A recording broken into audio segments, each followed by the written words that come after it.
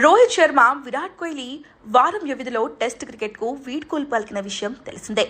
BCCI ఒత్తిడి కారణంగానే roko టెస్టులకు good bye చెప్పారన్న విమర్శలు వినిపించాయి. హెడ్ కోచ్ గంభీర్ పాత్ర కూడా ఉందని ఫ్యాన్స్ భావించారు. అయితే తాజాగా బీసీసీఐ రోకో విషయంలో తీసుకున్న నిర్ణయం అందరినీ ఆశ్చర్యపరిచింది.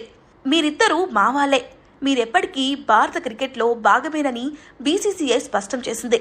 బీసీసీఐ కార్యదర్శి దేవ్జిత్ సైకియా మాట్లాడుతూ, విరాట్ కోహ్లీ, రోహిత్ శర్మ టీ20 అంతర్జాతీయ మరియు టెస్ట్ మ్యాచ్ల నుండి రిటైర్మెంట్ ప్రకటించినప్పటికీ వారి గ్రేడ్ ఏ ప్లేస్ కాంట్రాక్టులు కొనసాగుతాయని తెలిపారు. రోహిత్ కోహ్లీ భారత్ క్రికెట్లో భాగమేనని, వారికి గ్రేడ్ ఏ ప్లేస్లోని అన్ని సౌకర్యాలు లభిస్తాయని చెప్పుకొచ్చారు. సాధారణంగా 3 ఫార్మాట్లలో కొనసాగే క్రికెటర్లకు మాత్రమే A+ గ్రేడ్ దక్కుతుంది.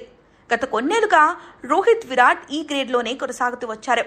గతేడాది రోహిత్, విరాట్ టీ20లకు రిటైర్మెంట్ ఇచ్చినా వాళ్ళిద్దరినీ గ్రేడ్ A+ కాంట్రాక్ట్లోనే కొనసాగించారు.